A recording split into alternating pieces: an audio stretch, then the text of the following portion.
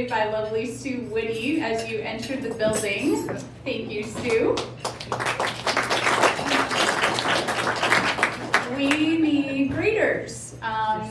So if you would sign up for that as well. You can either sign up online or you can let Kitty know if you are willing to help with either of those duties.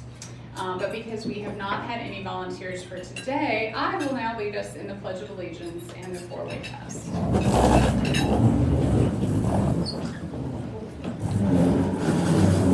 I pledge allegiance to the flag of the United States of America and to the republic for which it stands, one nation, under God, indivisible, with liberty and justice for all. Four-way test. Is it the truth? Is it fair to all concerned? Will it build goodwill and better friendships? Will it be beneficial to all concerned? All right. And you may greet your fellow Rotarians.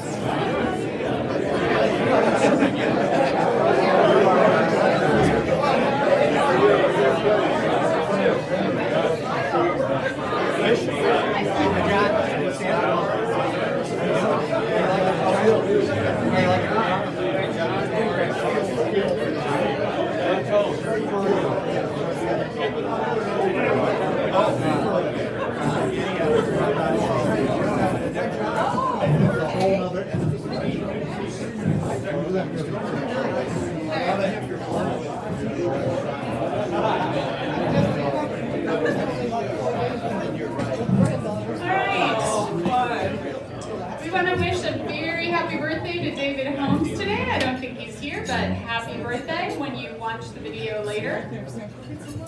And now I ask Jim Slife to come up.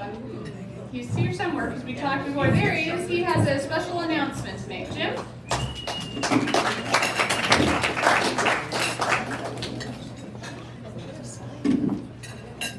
So during COVID, we were all looking for outdoor activities, and Steve and I talked, and we decided to set up our own little bicycle group. So we've been going on a little bike ride every week, kind of on a regular basis, and it's been a lot of fun. And so we thought, well, maybe there's some other Rotarians that would like to join us. So Steve, tell them a little bit about what we've been doing. Well, this is a very casual ride. We've been doing it on Friday mornings, and we start about 8:30, and it's over at noon. And I want to stress casual. We don't go fast. We've been to Easter Lake, we've been to Bondurant, we've been down to Cumming. The trips usually involve a stop for coffee and donuts. So if you wanted to get back on your bike or continue on your bike and don't feel like going 20 miles an hour, we're the group. For anyone that's interested, we put some sign-up sheets on the tables. If you, we also pick Tuesday evening or late afternoon as another option for people that might not be able to go on Friday morning. So if you are interested, sign up and let us know, and we'll try to get a little group together and then start communicating and try to do a weekly ride one time or the other. So thank you. Thank you.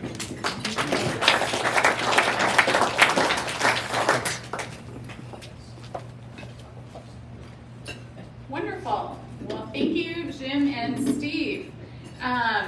If you read our weekly bulletin, perhaps you saw my shout out about a week or so ago to Jim and Steve regarding their new bicycle fellowship, applying a little extra pressure to them to get that fellowship going. And if you read the bulletin, you may have also seen in that same one that I told a few tales from our Rotary Readers Fellowship Wine Social. I've also heard some whispers that Randy Worth might have something new in the works for his Wheels Fellowship, not his Wheels Fellowship, but he leads that fellowship. And I mention all of this because fellowship groups are an outstanding way for us to engage, in another opportunity to engage with our fellow Rotarians. We gather around a common interest, we share stories, generally some laughs along the way. I'm planning to, when the weather gets a little bit cooler consistently, I'm going to start a hiking/nature walk fellowship group. So more about that in about a month or so ago. But I would encourage each of you to consider what kinds of things you enjoy doing that you think your fellow Rotarians would enjoy doing as well. and think about leading one of those fellowship groups. It's really as simple as what Jim and Steve just did. They said, hey, we're going on this bicycle ride together every week anyway. Let's invite our fellow Rotarians, make it a little bit more formal, make an announcement from the podium, and there you have it. So if you are interested in starting a fellowship group, leading a fellowship group, it really doesn't take much more than that. We do ask that you coordinate with Kitty just in terms of when you're going to make your podium announcement, and then she can put things in the bulletin as well so that the rest of us can join in for fun. But I would also encourage you, if you thought that my tales from our Rotary Readers wine social sounded like your kind of thing, sign up to join us. Same with the sheets on the tables for the Bicycle Club or the Wheels Group or any of our other fellowship groups. I encourage all of you to find one to get involved with. And now I invite Dave Dixon to the podium to introduce our program for the day. Dave?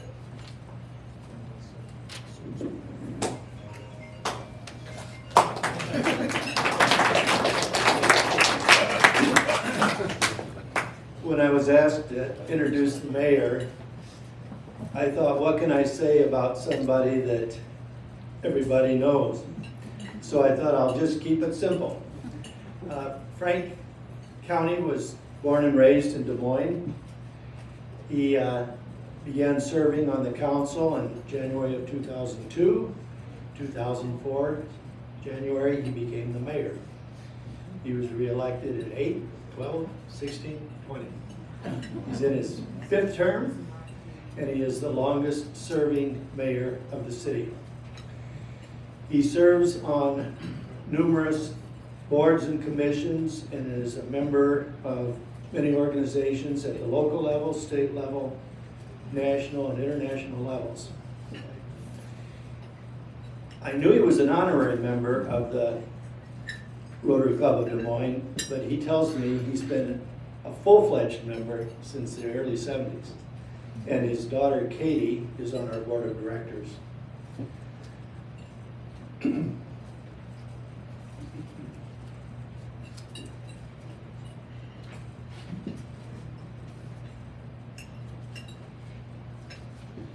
So at this time, it's my pleasure to introduce the Mayor of Des Moines, Frank County.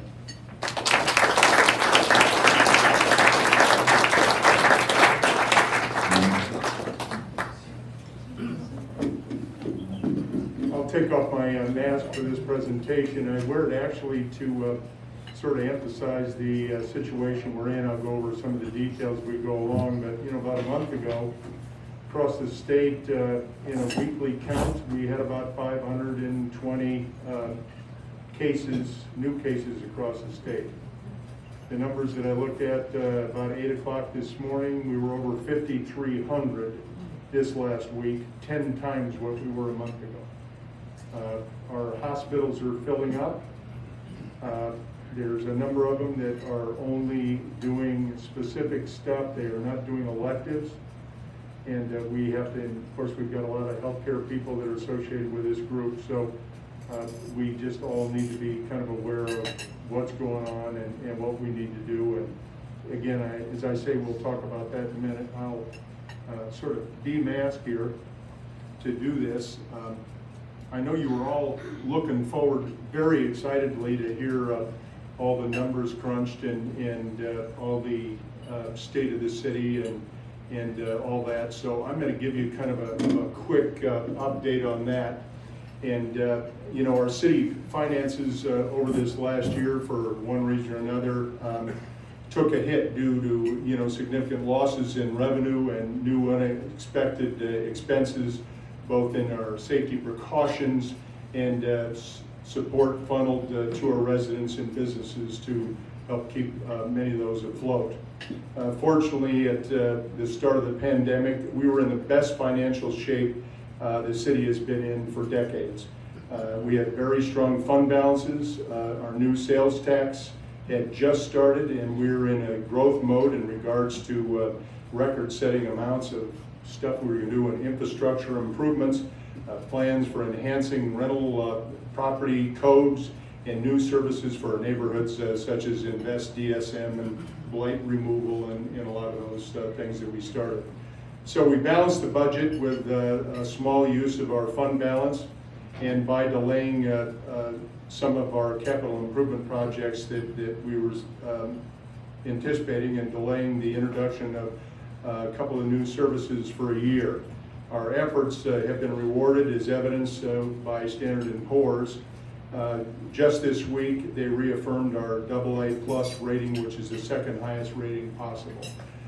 So we are very proud of that, and I've got to tell you, we'll see what happens this next week as we sell another set of bonds, but we have been at a national low, and I have mayors calling from around the country, how in the world did you get interest rates around 1%? And we're proud of who we are and what we are, but they look at us as a dependable, solid city and government. So we're back on a positive financial trajectory. But let's quickly talk about where we were. You know, none of us ever thought, you know, a year ago when we issued our initial COVID emergency proclamation. For those of you that are kind of doing the history, we did that March 15th of 2020. And I will tell you that I received a little bit of pushback from a number of folks around the state and around whatever, but I had spent quite a bit of time talking to mayors, not only across this country, but more importantly around the world. And some of the groups at which I serve, I was hearing from mayors from Italy and mayors from Spain and France and whatever. They said, hey, you haven't seen this COVID thing yet, you better get ready. And when we started seeing cases pop up on the coast and then begin to leak into Iowa, we put out our first warning, and we had you know, little understanding of how you know, the health crisis would change, you know, our lives and our daily work. We learned about sanitizing and social distancing and face coverings and remote learning and working from home and separate, you know, from our loved ones. And how do we do, you know, our families sometimes, Lord, part of my family I haven't seen in going on 2 years. And my son's living in Boston, and they have quarantined, and they have not seen us in that amount of time. I would so much like to see them, but they're looking at the surge that's going on in Iowa, and where they are, it's about 2.8%, and Iowa's over 30. So we have to, you know, think about it. Of course, he's thinking about it, and he's talking about coming out this way, and he said, Dad, I want you to do a test. I know you've been vaccinated, but he said, you need to do a COVID test, and at least 72 hours before you would be in the room with us. So they are afraid, and there are people across this country that are. So it's been nearly a year and a half, and this health crisis continues to shake and challenge all of us. The city of Des Moines issued its emergency proclamation, as I said, 17 months ago. We projected $25 million in lost revenue from the city from mid-2020 to mid-2021 as a result of a lot of things. Hotel, motel, and I look at Greg back there, and he knows what some of those numbers have looked like, in addition to our sales tax and a number of other sources.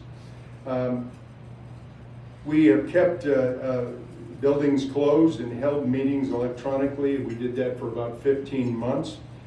We've begun in-person meetings again, but as of this last Monday, everybody in our meeting has to be masked.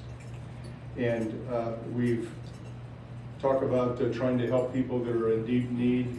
We have helped push out, to date, count as 51,274 free meals that we've helped distribute. So we're proud of that. 142 small businesses received grants of up to $10,000 from and through the city. 15 million in funds were secured and distributed for housing assistance. And I want to just say this for a minute. That housing assistance money, I fully admit that was federal money. It came to the city, and we were sort of in a situation where we could have used the state process and let the state process the money and push it out to those that needed it. We knew that we had a lot of people in the city and Polk County. Polk County and city went together. We asked the federal government to fund us directly. And we started pushing those funds out. And I'll tell you, we've received, as of today, about $15–16 million from the federal government to assist people that are in the process, if we hadn't helped them, of being evicted. The state received during that time $195 million. The state, well, we pushed out almost 100% of the money that we've received. And by the way, just this week we received notice that we're going to get about another $10 million that we're going to be able to push out in phase 2 from the federal government. At that same time, the state, which they were urging us to be in, working through their process, of that $195 million, they pushed out 10. Apparently, they didn't see the need or they weren't set up to do it, but we knew it had to get out, and we knew that there were people that were in dire need and were in dire straits, and that we had to step up and do it. So I'm glad that we took it directly, and we'll continue to do that, and we'll help the state if they want us to distribute their funds and continue to push them out the door. The ramifications will be felt, of this whole thing for years to come. Housing needs, we've got 5,000 people that are on the Section 8 housing list applying for those funds. And workforce challenges for business and retailers, boy, we've seen it in our business, and I'm sure a number of you in this room have seen it as well. We've got to get people comfortable to go back to work. We've got to get them trained up for what the future of jobs look like.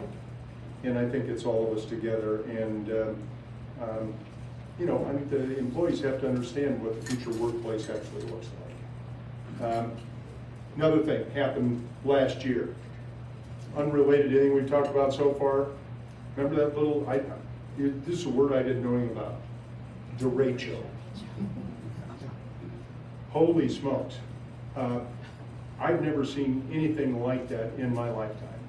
And I've been around a little while, but it's just amazing the devastation that happened.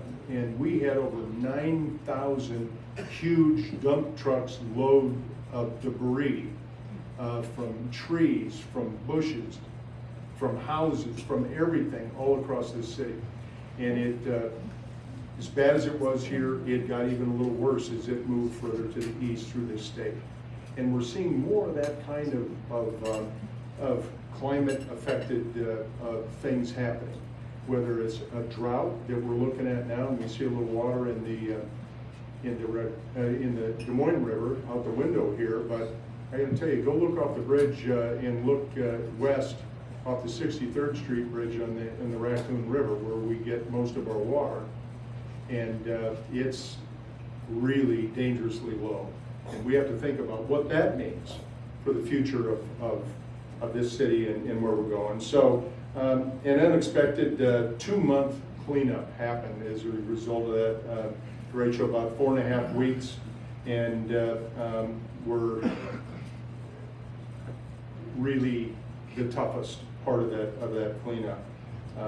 And our city forestry division recently released the master plan to rethink our urban forest and what we have to do to get it back into proper condition, not only for today, but the tree we plant today, probably a lot of us in this room won't get all the benefits of those trees, but certainly our kids and our grandkids will, and we have to plan for their future.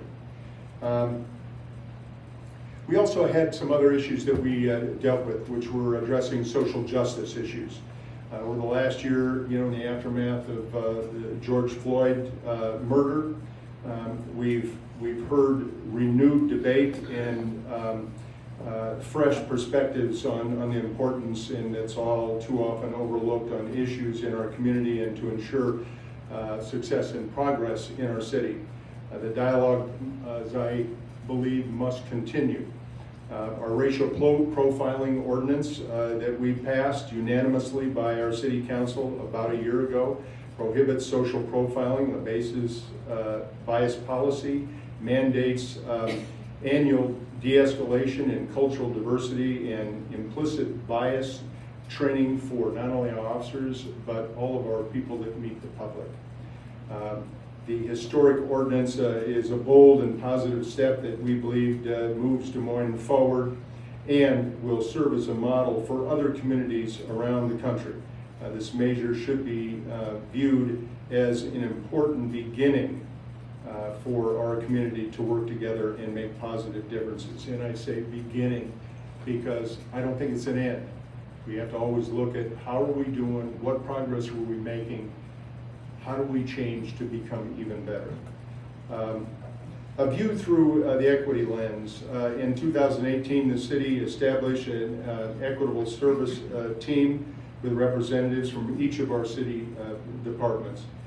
We share the goal of prioritizing equality throughout the entire municipal government organization. Last fall, we adopted a framework developed by our equitable service team that serves as a set of practices to guide our efforts. This spring, we created a position in our city staff as the Chief Equity Officer for the city and finalized an equity toolkit to be used to evaluate proposals.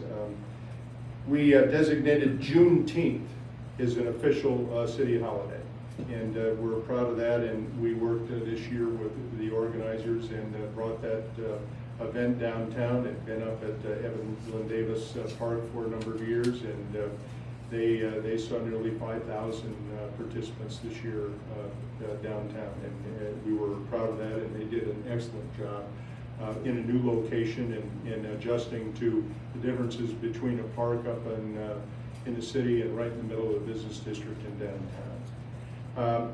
Our local option sales and service tax, I want to quickly give you an update.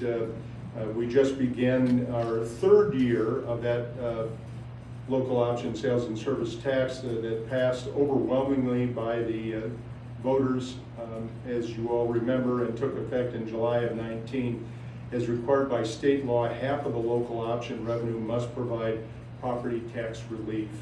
So funds also have gone towards street rehabilitation, stormwater upgrades, enhanced safety, public safety, neighborhood improvements, youth mental health services, and the expansion of our library hours.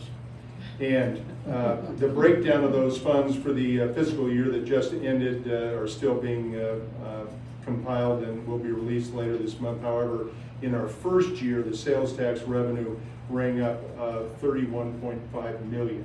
Now, I will tell you that the state and we had anticipated it was going to be between 45 and 50 million, but we think the COVID really affected that.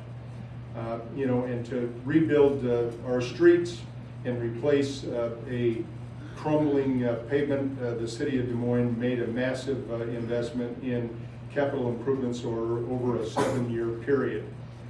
Here in our third year, we have a street improvement budget of nearly $65 million, and we apologize to everybody that has to drive over and around a lot of that work that's going on, but we're trying to push it forward. And I want you to know that next year we're going to push it to $92 million, and over that historic period, we're going to be investing $427 million in that improvement. And we recognize the need for action and a much greater investment. And I got to tell you, we're trying to have long-term fixes. You know, there used to be a deal that somebody thought of back in the, I don't know, 70s and 80s and whatever, you know, let's grind off an inch or two of asphalt and then let's lay down a couple new inches of asphalt and it'll all look really good. Well, we discovered that it does look really good for about 5 years or 6 years or 7 years, and then you're right back to where you started because you didn't fix the fundamental problem of the structural deficiency that was happening underneath that should have been fixed in the first place.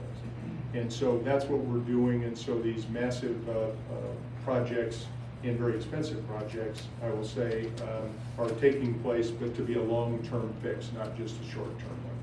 Now, we still are doing patching potholes and doing that sort of thing on a as needed basis. So you can get on the city app, and if you find one that you find particularly troublesome, why, take a picture of it, and through the app it'll identify exactly where you are, and we'll have somebody out within 24 to 48 hours, and that will be taken care of. So try to use that city app. That's another one of the things that we have.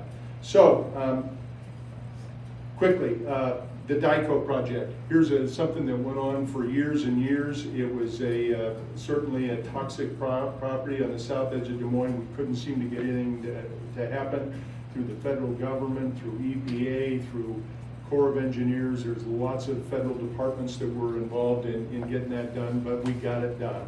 And so with that, it's making that site available. The city is working with the federal government, the EPA, to clean it up. They're doing their work now. We're going to be doing ours. And it's a massive undertaking, but it'll make that property available. And as all of you know, the Pro-Iowa project is going to move into there, and we're going to have with Krause Plus. And the Pro-Iowa and Krause have announced their plans to invest in downtown Superfund site and develop a 6,300-seat professional USL soccer stadium and a 150-room hotel right south of that stadium. And we are excited about that moving forward. Overall, that whole redevelopment of that area, we are anticipating over $500 million worth of investment in that area to improve it. For retail, for officing, for entertainment, for gathering places, and for hospitality, and we're really excited about that. Myrtle Hay Mall. A lot of you remember Myrtle Hay Mall, and remember when that started, by the way, taking a few of our stores out of downtown and moving them into a new concept, this mall concept.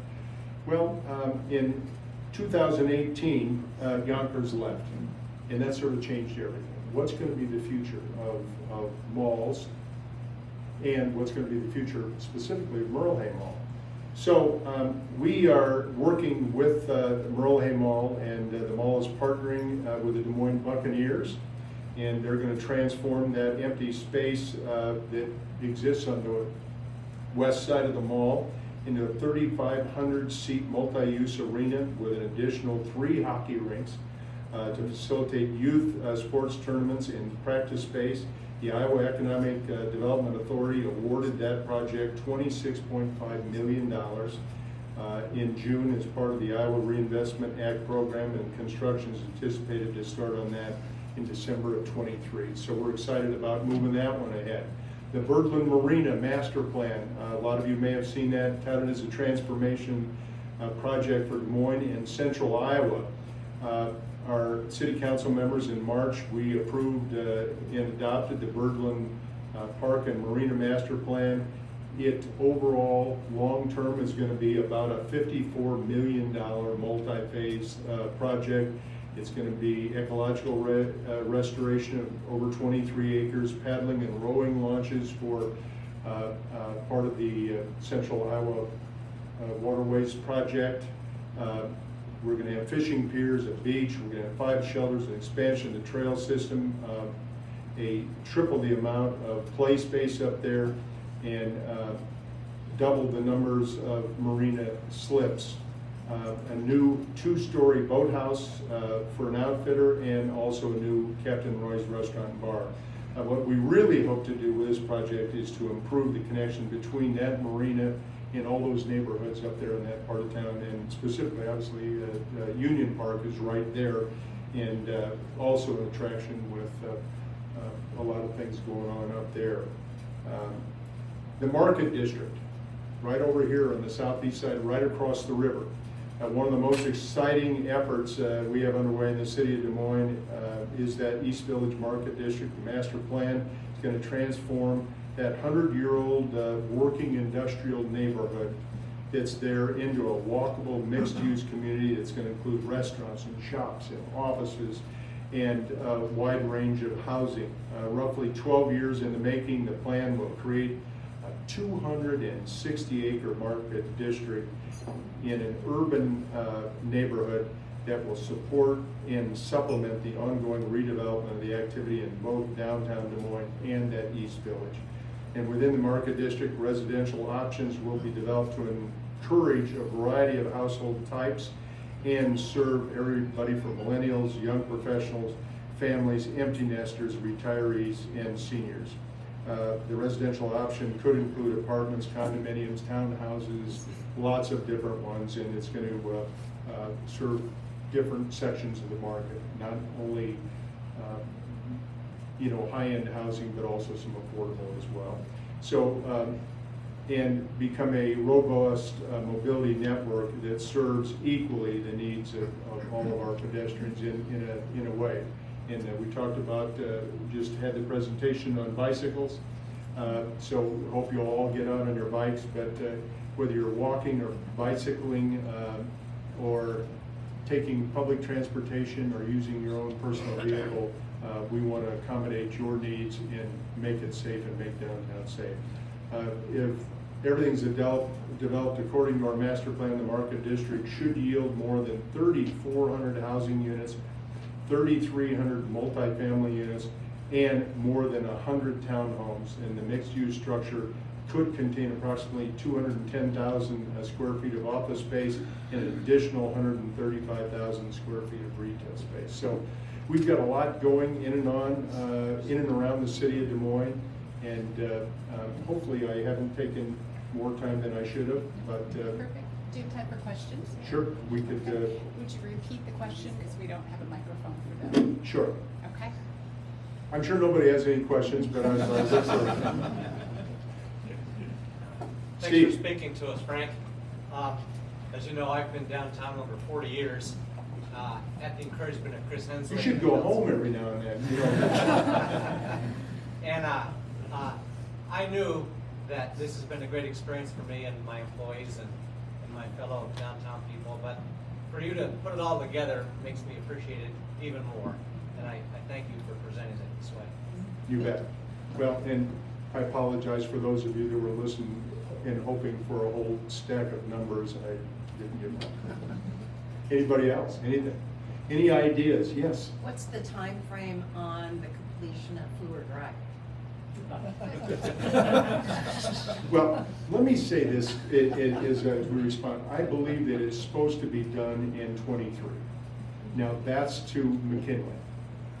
And then, you know, the question is, what's going to happen around the new entrance to the airport if we get the funds to create the new terminal and relook at what that looks like. For those of you that remember, a number of years ago, you know, we've got that highway that goes around now at 65, 69, connects to 5, and then goes back over to 3580, and it starts over on 80 to the northeast. And we were told that if we would, and this is by the state, that if we connected that Purple Heart Highway from that Purple Heart Highway up to 235, it would connect those federal and state highways and would be the responsibility of the state. Well, we did our part. We got it done. And you want me to repeat the question? Did everybody hear that question? The question was, when's Fluor Drive going to be done? I'm sort of working around that. At any rate, we've not gotten a dime from the state since they said they were going to take that over. And so we've got to do this, and so a budget is somewhat changed because that road needs to be rebuilt. And we knew that. And we're making, including pedestrian walkways and everything else along there that hadn't been there in the past, because there's a lot of people living in multifamily and everything else up and down Fluor Drive, and they need to have a multimodal, Steve, to your bike at work, ways for people either to walk or ride a bike or do something other than a single occupant vehicle. So we're trying to accommodate all that and get that done, and it's being done on the backs of the city taxpayers as opposed to what we thought was going to look somewhat different. That didn't answer your question. 2023, we hope from George Flagg to McKinsey. Thank you. Yes. Frank, I want a comment question. Thank you for managing a very difficult situation the past few months during the council meeting. days. Nobody could have handled that completely smoothly. It was really tough, and I thought you did an admirable job trying to keep everybody happy, which you can't do. Second, so the question is, any preliminary idea on what the federal infrastructure dollars might do for the city of Des Moines? I don't know if there's been any allocations or anything like that. Want me to repeat that one? Infrastructure dollars, how might it impact? We don't know yet. Whether they're gonna put that straight to the states or they're gonna have an allocation directly to cities. We obviously have lots of infrastructure work that we're doing, and we could immediately put that to work. One of the problems also that we have is that most of the contractors are filled up to here. So we don't have the capacity to move a lot faster than what we are, unless a lot of these folks can hire up and prepare to do some of this expanded work. We did, through some of these other programs, get direct funding. We, and I say we, as mayors, are pushing to get direct funding as opposed to waiting for it to go through the state, because we seem to be able to, for whatever reason, to push it out much more quickly than going through the state process. And again, I understand they've got a huge bureaucracy up there. They've got to push everything through all the right hoops and make things happen. But we know what our projects are. We know what we need to have done, and we can push it out. So I'm hopeful that we're going to get that not only there, but in some of these other federal programs as well, to peel off money that could come directly to local government. By that I mean it's not just cities and towns in the state of Iowa, but it's counties too. Because we've had a good partnership with Polk County on a wide variety of things, and we've combined our money, like on the eviction prevention deal, where our combined money really helped an awful lot of people. But don't know yet, but I'll report back when we find out. Yes? How many people live downtown, Frank? How many people live downtown, Frank? Is that good?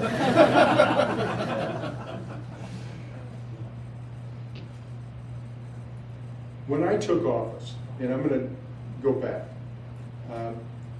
I had worked with our downtown group, and we had, had a vision, and we had worked with the partnership and everybody else to try to figure out what future downtown looked like. We believed at that time, me being in the sort of the retail business and trying to keep that afloat, that it was great to have the employers down here. We had some restaurants and we had some entertainment places, but not a lot. And we thought that our business sort of operated as a reflection of the hours operationally of all the businesses downtown, which was sort of 9 to 5. And then everybody packed it up and went home. And there was a push. Some people thought that downtown ought to look more like Westtown Parkway. That we ought to take everything from 9th or 10th Street and knock it down all the way out to Meredith, and knock it down all the way up to Ingersoll and all the way down, which is now ML King. And we were against that. We thought, no, this is an urban area. We don't need to have it look like a suburban area. And they have their advantages to appeal to whoever they are. At that time, we had 17,000 people living in downtown, mostly in affordable housing units. Today, we're heading towards 17,000. Big push. What has that done? Look at the East Village. Look at the stuff that I've talked about here that we're pushing to accommodate the interest of all those folks. I believe that the rebirth of downtown has been because of the partnership between the business community, the elected officials, and the people that saw how great it was. And I might just also respond, how many of you live in suburban areas? And how many of you live in Des Moines? Okay. I have to tell you, interestingly enough, so here I am in the late 80s, And Good Morning America is coming to Des Moines. And as they and an awful lot of the other media does around an event we call the caucuses. So here I am, and I'm trying to sell Good Morning America on broadcasting, which they were going to do from Iowa, but I thought they had to do it from Des Moines. And I took them to, at that time, which was the fairly newly completed historical building. And we went up and we had lunch right up there, you know, on that terrace up there on the 3rd floor. And we had a nice lunch. And I said, you know, when you open up Good Morning America, look at this. It was a day sort of like today, sun's out, not quite as hot, but about the same time of year. And I said, look at this. You can turn your cameras this way, and here's the downtown skyline. And then you whip them around the other way, and here's the Capitol building. What greater spot could it be? And the guy looked at me, and he said, picked up his napkin, wiped off his mouth, and he said, you know what? This has been a great lunch. He said, but what I need is a motel really close to the freeway or the interstate. Because every morning that we open for the nearly month we're going to be opening Good Morning America from Iowa, we want to open in front of a cornfield or a hog lot because that's what everybody thinks Iowa is. Wow. Now, flash forward. In 2008, I get a call, and I'm sitting in the little office over there across the city at City Hall.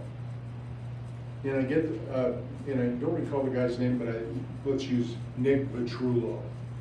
So Nick calls and he says, Mr. Conley, Nick Vitrullo.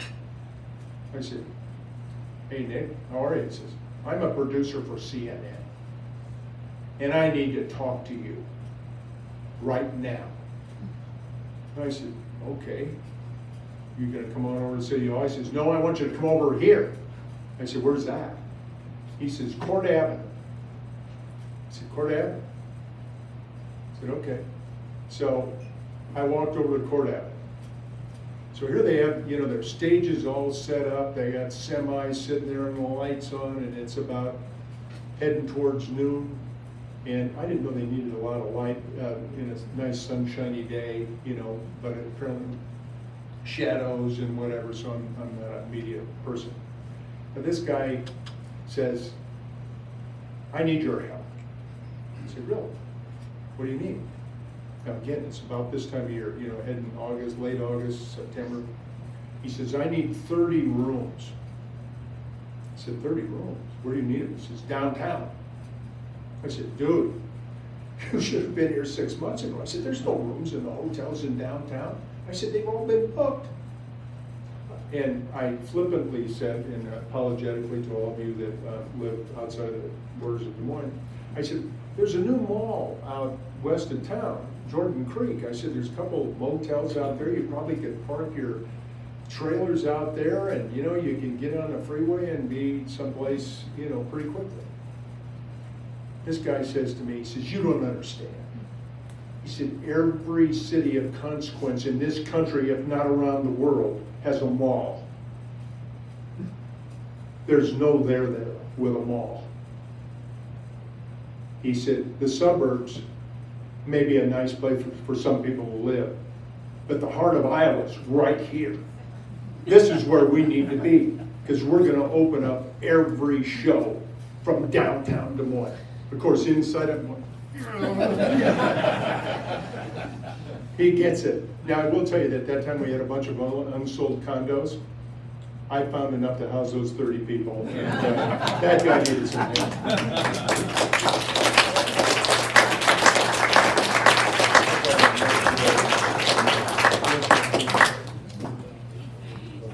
Thank you, Frank, for spending time with our club and for telling us a few stories, as well as giving us a current update on all things in Des Moines. We are donating the book All the Way to the Top, How One Girl's Fight for Americans with Disabilities Changed Everything, to the Downtown School Library in your honor. And if you would just take a moment before you go to sign that, we would appreciate it.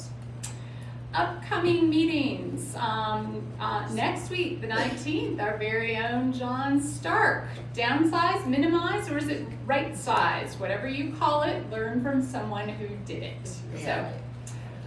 And all your dreams will come true. You know what? That was removed from my script. Anyway, yes, and all your dreams will come true. So be sure to be here next week. And all of you watching out there, come on out and join us. We can fit in some more here.